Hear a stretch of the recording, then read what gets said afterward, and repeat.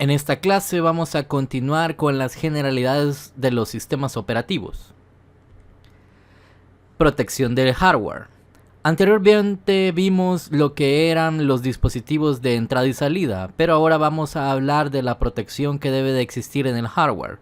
Respecto a la protección de hardware, vamos a ver que el procesador va a tener al menos dos modos de operación para la protección a los dispositivos de entrada y salida y a la memoria, ¿verdad? Con respecto a los modos de operación, estamos hablando de sistemas que comparten recursos, es decir, el procesador, la memoria, los dispositivos de entrada y salida, y los comparten con muchos procesos que van a estar en ejecución, que en algún momento dado van a estar demandando los recursos, y quizás en muchas ocasiones estas demandas pueden ser simultáneas a un recurso, ¿verdad? Estos procesos pueden ser del mismo usuario a diferentes usuarios, si es que hay usuarios conectados remotamente a una computadora. Para esto se requieren sistemas operativos que aseguren que un programa cause que otros se ejecuten incorrectamente, es decir, que la ejecución de mi programa no interfiera con la ejecución de otro programa, ¿verdad? ¿Cómo se hace esto, verdad? Pues para que eso se requiere cierto hardware, ¿verdad? Para soportar diferencias entre al menos dos modos de operación, ¿verdad? Es decir, vamos a tener dos modos. Uno que va a ser el modo usuario, y en modo usuario se van a ejecutar los programas de usuario, ¿verdad?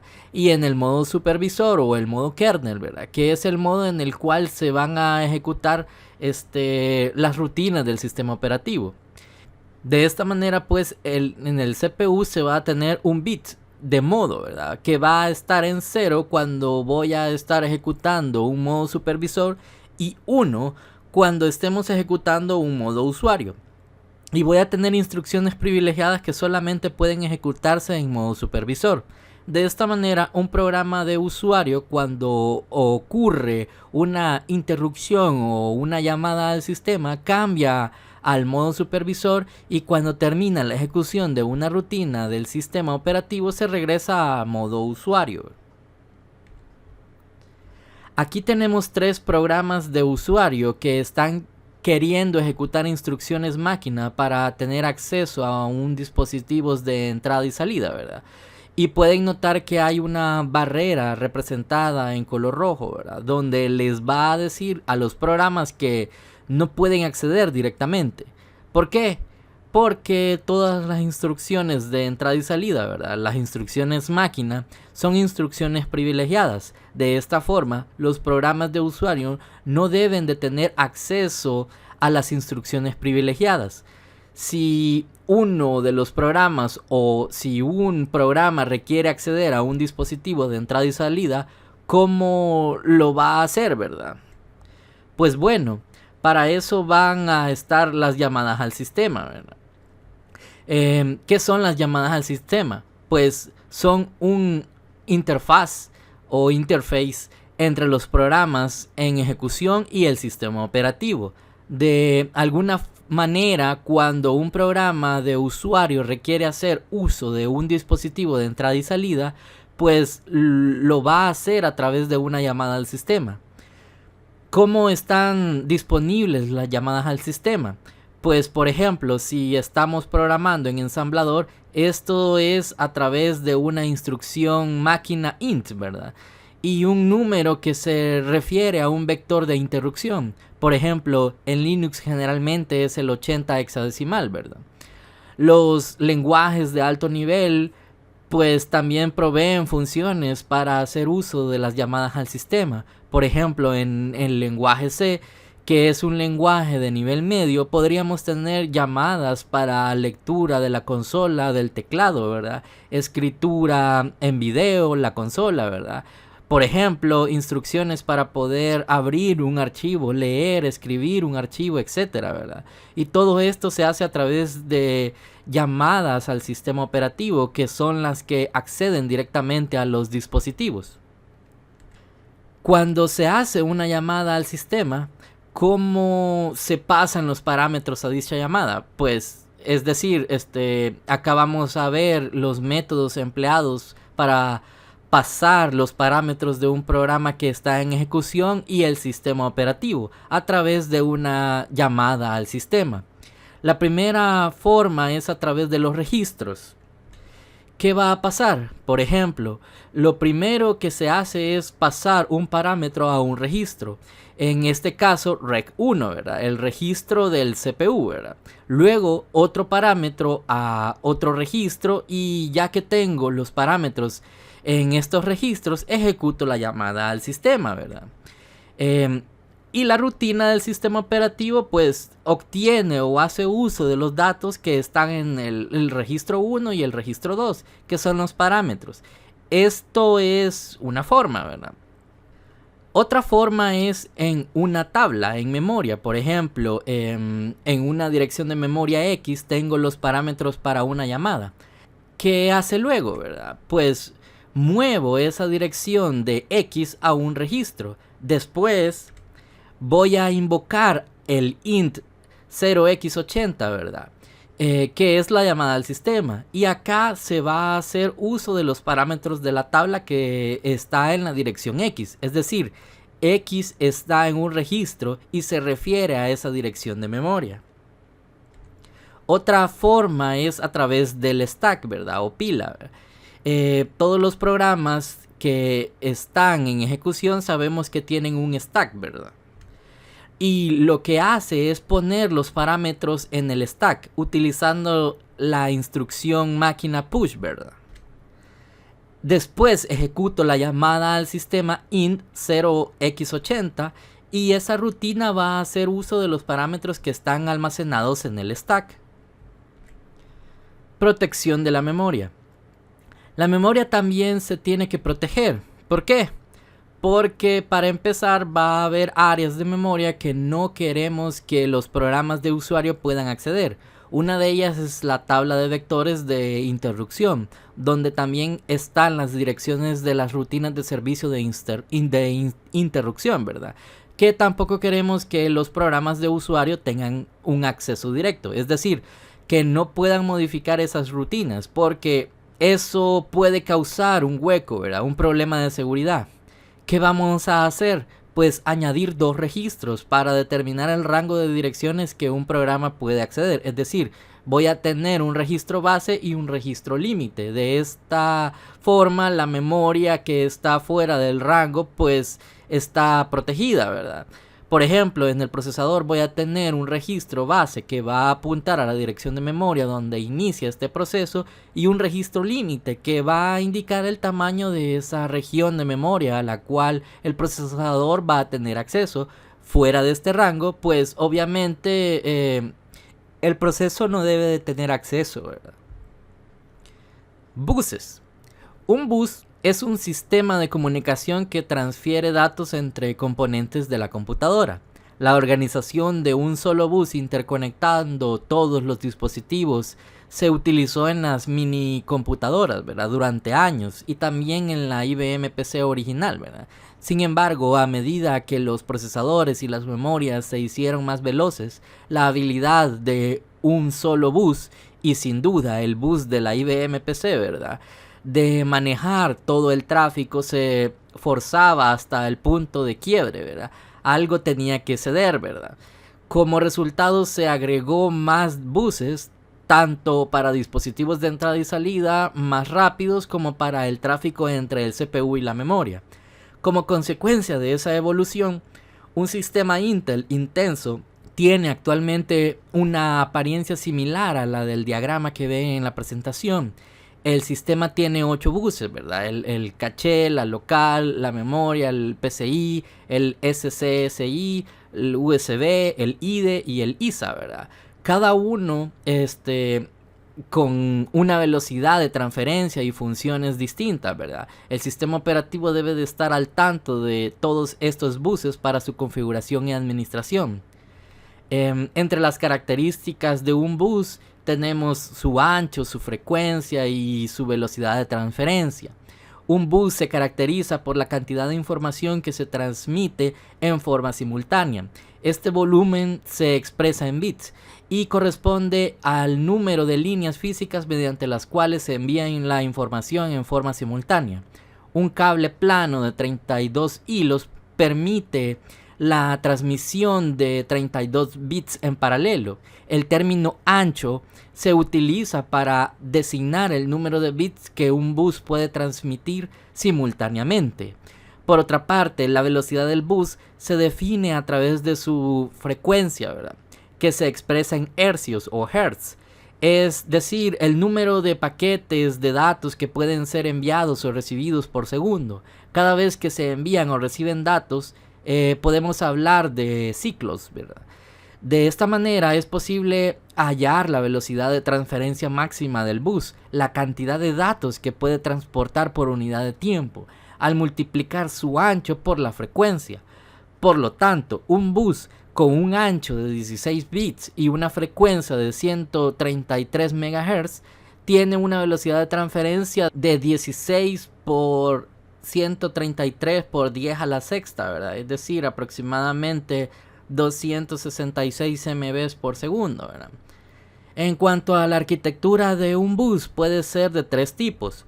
Los buses de datos, para empezar, transfieren tanto las instrucciones que provienen del procesador, ¿verdad?, como las que se dirigen hacia él. Se trata de un bus bidireccional. Está también el bus de direcciones, también conocido como un bus de memoria, ¿verdad? Transporta las direcciones de memoria al que el procesador desea acceder para leer o escribir datos. Se trata de un bus unidireccional. Y el bus de control, ¿verdad?, en ocasiones denominado bus de comando, transporta las órdenes y señales de sincronización que provienen de la unidad de control y viajan hacia los distintos componentes de hardware. Se trata de un bus bidireccional en la medida en que también transmite señales de respuesta del hardware, ¿verdad? En cuanto a los buses de expansión internos, que son los que llevan los datos por dentro de la placa base, ¿verdad? Normalmente se llaman pistas. Tenemos, por ejemplo, la ISA, ¿verdad?, la arquitectura estándar de la industria, ¿verdad?, que apareció en 1981, ¿verdad? Fue un bus de 8 bits con una velocidad de reloj de 4.77 MHz. En 1984, con la aparición de la PCAT, ¿verdad?, el procesador Intel 286, el bits se expandió a un bus de 16 bits y la velocidad de reloj pasó de 6 a 8 MHz y finalmente a 8.33 MHz, ¿verdad?, ofreciendo una velocidad de transferencia máxima de 16 megabits por segundo, ¿verdad? En la práctica solamente 8 MB porque un ciclo de cada 2 se utilizó para direccionar, ¿verdad? El bus ISA admitió el bus maestro, es decir, permitió que los controladores conectados directamente al bus se comunicaran directamente con los otros periféricos sin tener que pasar por el procesador. Una de las consecuencias del bus maestro es sin duda el acceso directo a la memoria, ¿verdad?, el DMA. Sin embargo, el bus ISA únicamente permite que el hardware direccione los primeros 16 megabits de RAM, ¿verdad? Hasta fines de la década de 1990 casi todos los equipos contaban con un bus ISA, pero fue progresivamente reemplazado, ¿verdad?, por el bus PCI, que ofrecía un mejor rendimiento, ¿verdad?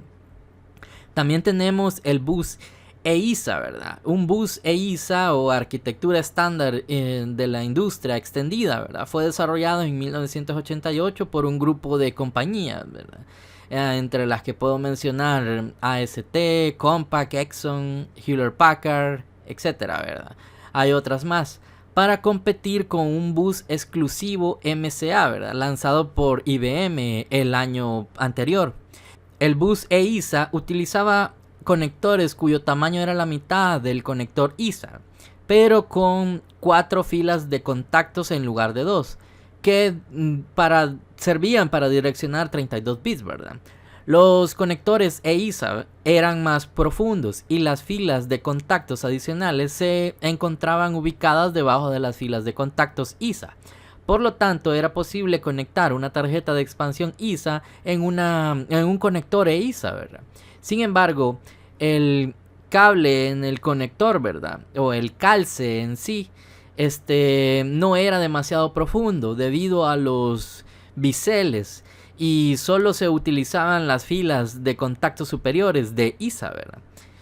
Otro bus que existe, ¿verdad? Y existió es el MCA. El bus MCA o de arquitectura de microcanal, ¿verdad? Es un bus exclusivo mejorado, diseñado por IBM en 1987 para utilizar en su línea de equipos PS2, ¿verdad? Este bus de 16 a 32 bits no era compatible con el bus ISA y podía alcanzar un rendimiento de 20 megabytes por segundo, ¿verdad? Otro bus también es el BESA, ¿verdad? Movido más que nada por la necesidad de ofrecer unos gráficos de mayor calidad, sobre todo para el mercado de los videojuegos, ya que empezaba a ser una de las importancias relevantes, ¿verdad? En el mundo, ¿verdad? Nace en 1989 el bus BESA, ¿verdad? El bus BESA, ¿verdad? O Asociación de Estándares de Video Electrónicos, es un tipo de bus de datos utilizado sobre todo en equipos diseñados para el procesador Intel 80486. Permite por primera vez conectar directamente la tarjeta gráfica al procesador. Este bus es compatible con el bus ISA, es decir, una tarjeta ISA se puede colocar en una tarjeta BESA, ¿verdad? Pero mejora la calidad y la respuesta de las tarjetas gráficas, solucionando el problema de la insuficiencia del flujo de datos que tenían las ranuras ISA o EISA, ¿verdad?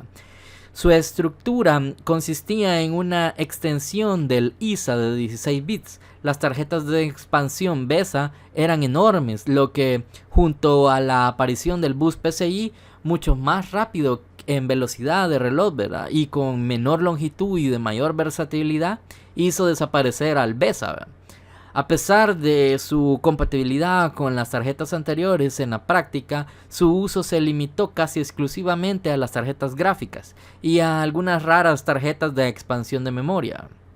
Otro bus importante es el PCI. En el año de 1990 se produce uno de los mayores avances en el desarrollo de los ordenadores con la salida del bus PCI, que son las siglas de interconexión de componentes periféricos, ¿verdad?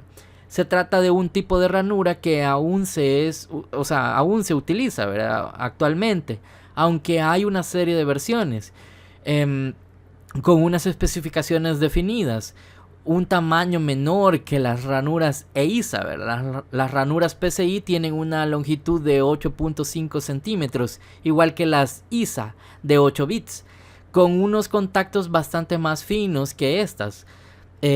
Pero con un número superior de contactos, obviamente, ¿verdad? Con un total de 120 contactos. Con un bus PCI por primera vez se establece el estándar, el tamaño de las tarjetas de expansión, ¿verdad? Aunque este tema ha ido sufriendo, ¿verdad? Varios cambios con el tiempo y las necesidades también, ¿verdad? El tamaño inicial acordado es de un alto de 107 milímetros por un ancho de 312 milímetros.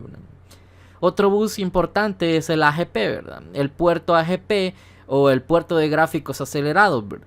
Es desarrollado, ¿verdad?, por Intel en 1996 como puerto gráfico de altas prestaciones para solucionar el cuello de botellas que se creaba en las tarjetas gráficas PCI.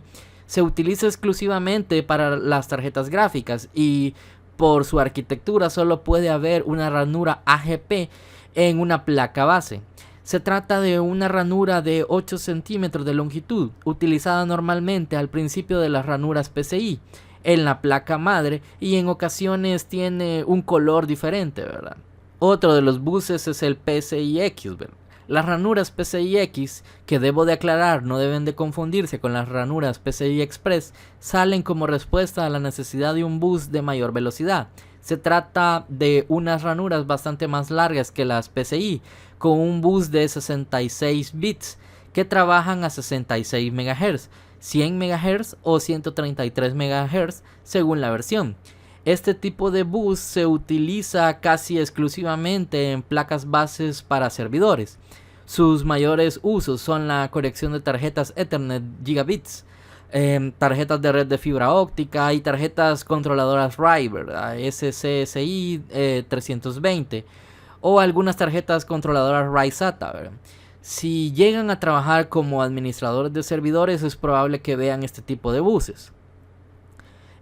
También están las PCI Express, ¿verdad? Los buses de expansión internos PCI Express. Las ranuras PCI Express nacen en 2004 como respuesta a la necesidad de un bus más rápido que los PCI o los AGP para las gráficas en este caso, ¿verdad?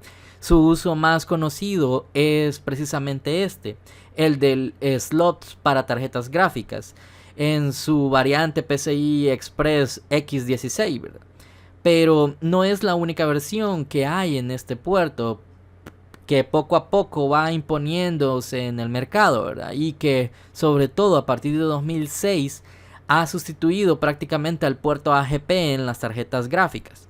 Entre sus ventajas cuenta con la de poder instalar dos tarjetas gráficas. Este tipo de ranuras, como les dije antes, no deben de confundirlas con las PCI X, ¿verdad? Ya que mientras que estas son una expansión del estándar PCI, las PCI Express tienen un desarrollo totalmente diferente. Estas ranuras se diferencian también por su tamaño, con los puertos PCI Express X1, X4, X8 y X16. Cada vez son más habituales las tarjetas que utilizan este tipo de ranuras. No solo tarjetas gráficas, sino de otro tipo, como las tarjetas Wi-Fi, las PCI Cards, entre otras. También acá tenemos el bus Serial ATA, ¿verdad? O accesorio de tecnología avanzada en serie. Aunque al mencionar este tipo de bus como uno interno, hago referencia directa a las conexiones internas en la placa madre y no al bus externo SATA, que vendría a ser el cable SATA, ¿verdad? El bus SATA es la evolución del ATA en sí, ¿verdad? Utiliza un cable con menos conductores y un conector mucho más pequeño. Tienen mayores velocidades de transmisión de datos y ocupan menos espacio. Por lo general tienen velocidades de transferencia de hasta 600 megabytes por segundo, ¿verdad? Entre los buses externos, por otro lado, transportan datos a periféricos y otros dispositivos conectados a la placa base, ¿verdad? Acá están los buses por cables como el IDE, ¿verdad? O la unidad integrada electrónica, que es un estándar de interfaz para la conexión de dispositivos de almacenamiento masivo de datos y unidades de discos ópticos, que utiliza el estándar derivado de ATA y el estándar ATAPI, ¿verdad? La primera versión de la interfaz ATA fue conocida como IDE y desarrollada por Western Digital, con la colaboración de Control Data Corporation, encargada de la parte del disco duro, y Compaq Computer, donde se instalaron los primeros discos, ¿verdad? Otro de los buses externos es el SCSI, ¿verdad? O interfaz del sistema informático pequeño. Es un conjunto de estándares para conectar computadoras con dispositivos y transferir datos entre estos. Esta tecnología fue desarrollada en los años 80, por lo que lleva más de 20 años en el mercado. El protocolo SCSI es utilizado actualmente en diversas tecnologías de transporte de datos como el USB, ¿verdad? Y también el bus Serial ATA, del cual hablé antes. La interfaz SATA trabaja con una arquitectura punto a punto, es decir, la conexión entre puerto y dispositivo es directa, lo que significa que cada dispositivo se conecta directamente a un controlador SATA, no como sucedía en los viejos PATA, ¿verdad? Que las interfaces se segmentaban en maestras y esclava. Por lo tanto, se conecta un único dispositivo por cable. Por último está el USB, ¿verdad? O el Universal Serial Bus, o el bus serial universal. Es un bus de comunicaciones que sigue un estándar que define los cables, conectores y protocolos usados en un bus para conectar, comunicar y proveer de alimentación eléctrica entre computadores, periféricos y dispositivos electrónicos. El USB se inventó para conectar a la computadora todos los dispositivos de entrada y salida lentos, como un teclado y el ratón, ¿verdad? Utiliza un pequeño conector con 4 cables, 2 de los cuales suministran energía eléctrica a los dispositivos USB. El USB es un bus centralizado en el que un dispositivo raíz sondea los dispositivos de entrada y salida cada 1 milisegundo para ver si tienen tráfico, ¿verdad? El USB 1.0 podía manejar una carga agregada de 1.5 MB por segundo, pero el más reciente USB, ¿verdad?, de 3.2 generación 2 X2, ¿verdad?, que puede manejar entre 16 a 20 GB por segundo. Todos los dispositivos USB comparten un solo dispositivo controlador USB, lo que hace innecesario instalar un nuevo controlador para cada nuevo dispositivo USB. En consecuencia, pueden agregar dispositivos USB a la computadora sin necesidad de reiniciar. Para trabajar en un entorno como el diagrama de buses que vimos antes en la diapositiva anterior, ¿verdad?, el sistema operativo tiene que saber qué dispositivos periféricos están conectados a la computadora y cómo configurarlos. Este requerimiento condujo a Intel y Microsoft a diseñar un sistema de PC conocido como Plug and Play, basado en un concepto similar que se implementó por primera vez en la Apple Macintosh. Antes de Plug and Play, cada tarjeta de entrada y salida tenía un nivel de protección de interrupción de flujo y direcciones fijas para sus registros de entrada y salida. El problema llegó cuando el usuario compraba una tarjeta de sonido y una tarjeta de módem que utilizaban la misma interrupciones instalada, ¿verdad? Juntas serían incapaces de funcionar. La solución fue incluir interruptores DIP o puentes, ¿verdad?, o jumpers en cada tarjeta de entrada y salida, e indicar al usuario que por favor los configurara para seleccionar un nivel de interrupción y direcciones de dispositivos de entrada y salida que no estuvieran en conflicto con las demás tarjetas en el sistema del usuario, ¿verdad? Los más jóvenes entendían lo que tenían que hacer, pero los veteranos no, y hubo casos en que esto fue un problema, ¿verdad? La función de Plug and Play es permitir que el sistema recolecte automáticamente la información acerca de los dispositivos de entrada y salida, asigne los niveles de interrupción y las direcciones de entrada y salida de manera central, para que después indique a cada tarjeta cuáles son sus números, ¿verdad? Este trabajo está íntimamente relacionado con el proceso de arranque de la computadora, el cual veremos a continuación.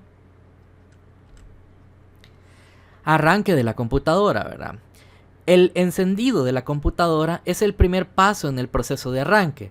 Cuando pulsamos el botón de encendido situado en la parte frontal del ordenador, lo que hacemos es conectar la fuente de alimentación del computador y que la corriente llegue a la placa base y al resto de los dispositivos. El microprocesador se inicia y carga la BIOS en memoria, ¿verdad?, o directamente lee la ROM y la ejecuta desde ahí. Hoy en día está contenido, digamos, en una RAM tipo flash, que es un no volátil, ¿verdad? Pero el sistema operativo puede actualizarla cuando se encuentran errores en la BIOS, ¿verdad? La BIOS o Basic Input Output System o sistema básico de entrada y salida, ¿verdad?, es un programa framework integrado en las computadoras cuya principal finalidad es configurar la máquina y detectar los dispositivos conectados al ordenador para que posteriormente, ¿verdad?, cargar el sistema operativo en memoria. El BIOS contiene software de entrada y salida de bajo nivel, incluyendo procedimientos para leer el teclado, escribir en la pantalla y realizar operaciones de entrada y salida de disco, ¿verdad?, entre otras cosas. Cuando se arranca la computadora, el BIOS inicia su ejecución, toma el control de la secuencia de arranque del ordenador y se ejecuta el POS o el Power Off Self Test, o la autoprueba de arranque, ¿verdad? Primero hace pruebas para ver cuánta RAM hay instalada y si el teclado junto con otros dispositivos básicos están instalados y responden de forma correcta. Posteriormente evalúa la tarjeta gráfica y arranca el sistema de video para visualizar en pantalla los resultados de esta prueba. Luego va explorando los buses internos como extensión para detectar todos los dispositivos conectados a ellos, ¿verdad? Comúnmente, ¿verdad?, algunos de estos dispositivos son heredados, es decir, se diseñaron antes de inventar la tecnología Plug and Play, además de tener valores fijos para los niveles de interrupciones y las direcciones de entrada y salida, que posiblemente se establecen mediante interrupciones, interruptores o puentes de tarjetas de entrada y salida, ¿verdad? Pero que el sistema operativo no puede modificar. Estos dispositivos se registran y los dispositivos plug and play también. Si los dispositivos presentes son distintos de los que había cuando el sistema se inició por última vez, se configuran los nuevos dispositivos. En caso de producirse algún error durante el post, se detendrá el proceso y se generarán los mensajes acústicos como secuencias de bits, que en base al manual de la placa madre sabrán qué es lo que está fallando, y también los mensajes ópticos pertinentes, es decir, mostrará en pantalla cuál es el problema. En caso de que el proceso continúe, se evaluarán el resto de los dispositivos, mostrando el conteo de memoria del sistema, y se realizará un inventario de los componentes del PC, habilitado un chequeo para cada uno de estos dispositivos instalados, ¿verdad? Después el BIOS determina el dispositivo de arranque, para lo cual prueba una lista de dispositivos almacenada en la memoria CMOS. El usuario puede cambiar esta lista si entra en un programa de configuración del BIOS justo después de iniciar el sistema. Por lo general se hace un intento por arrancar desde el disco flexible o disquete, ¿verdad? En máquinas antiguas, ¿verdad? Y si no hay uno presente, ¿verdad? Si eso falla, se hace una consulta o la unidad de CD-ROM o DVD-ROM, ¿verdad? En algunos casos del Blu-ray, ¿verdad? Para ver si contiene un disco que pueda arrancar. Si no hay un disco flexible, ¿verdad? O de CD o de DVD o de Blu-ray que puedan iniciarse, el sistema se arranca desde el disco duro o una unidad de almacenamiento superior. El primer sector del dispositivo de arranque se lee y se coloca en la memoria para luego ejecutarse. Este sector contiene un programa que por lo general examina la tabla de particiones al final del sector de arranque, ¿verdad? Para determinar qué partición está activa. Después se lee un cargador de arranque secundario, ¿verdad?, de esa partición. Este cargador lee el sistema operativo de la partición activa y lo inicia. Luego el sistema operativo consulta al BIOS para obtener la información de configuración. Para cada dispositivo comprueba si tiene el driver correspondiente. De no ser así, pide al usuario que inserte un dispositivo que contenga el driver suministrado por el fabricante del dispositivo, ¿verdad? Una vez que tiene los drivers de todos los dispositivos, el sistema operativo los carga en el kernel. Después inicializa sus tablas creando los procesos de segundo plano que se requieran, ¿verdad? Y arranca un programa de inicio de sesión o GUI, ¿verdad? El Boot Manager es un pequeño programa que permite cargar el sistema operativo. En caso de que tengamos un solo sistema operativo instalado en el equipo, lo ejecutará sin más. Pero en el caso de que tengamos varios sistemas operativos instalados, este programa nos preguntará cuál es el sistema operativo que deseamos cargar. Los sistemas Linux, al instalarse junto con otros sistemas operativos, que por lo general es Windows, ¿verdad? Este presenta su propio Boot Manager, ¿verdad?, con el cual siempre podremos elegir el sistema operativo a iniciar. Actualmente la BIOS está siendo reemplazada por la UEFI, ¿verdad? Una interfaz mucho más amigable y gráficamente superior. El arranque de la computadora UEFI, ¿verdad? La UEFI, o la interfaz de firmware extensible unificada, es el código del firmware de un chip en la placa base, ¿verdad?, que proporciona funciones adicionales a las del sistema de entrada y salida básico del BIOS. La UEFI ofrece una manera de hacer cosas con el equipo antes de que cargue un sistema operativo. Solo por mencionar algunas funciones, UEFI puede proporcionar menús gráficos adicionales e información del sistema en un equipo, así como diagnósticos básicos tanto en equipos como en tablets, ¿verdad? ¿Cómo lo hace? UEFI trabaja con el BIOS para inicializar el hardware del equipo o la tablet antes de transferir el control del hardware al sistema operativo. UEFI también puede cargar y mostrar programas de software de los dispositivos de almacenamiento para proporcionar incluso más funcionalidades como información más detallada del sistema y diagnósticos de hardware más amplios. UEFI fue diseñada para reemplazar a la BIOS. Es un estándar creado por más de 140 compañías tecnológicas, ¿verdad?, que forman parte del consorcio UEFI, en el que se incluye Microsoft. Se ha diseñado para mejorar la interoperabilidad del software, ¿verdad?, y solucionar las limitaciones del BIOS básicamente, ¿verdad? Algunas de las ventajas que ofrece el firmware UEFI son ayudar a proteger el proceso previo al inicio frente a los ataques de bootkit, ¿verdad? Los rootkits actualmente como una puerta trasera que permite al atacante infectar de forma remota al equipo y eliminar o instalar componentes específicos. Otra de las ventajas que ofrece UEFI es el tiempo de inicio y reanudación desde la hibernación más rápido, ¿verdad? La compatibilidad con unidades de disco duro con particiones de hasta de 2.2 terabytes. Compatibilidad con modernos controladores de dispositivos de firmware de 64 bits. Capacidad para usar el BIOS con hardware UEFI, ¿verdad? Y la capacidad también para usar el Security Boot, ¿verdad? El Security Boot se trata de una capa de seguridad que viene instalada en el firmware UEFI, ¿verdad?, de la placa base de un ordenador. El Security Boot o arranque seguro, ¿verdad?, es un modo para UEFI que trae Windows desde Windows 8 y que permite la ejecución de cualquier software no firmado o certificado en el arranque del sistema. Con ello se intenta evitar la carga del malware o aplicaciones que no sean de fiar, ¿verdad?, cuando inician el ordenador. Pero también afecta a sistemas operativos como las distribuciones GNU Linux, ¿verdad?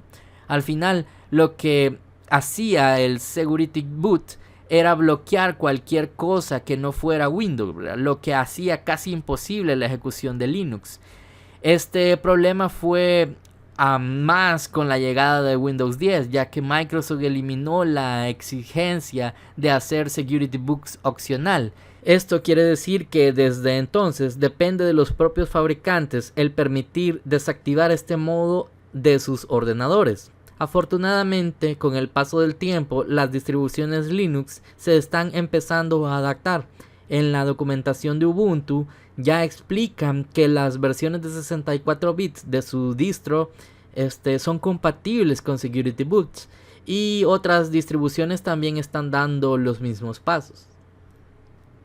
Cualquier consulta sobre esta clase me pueden escribir, ¿verdad?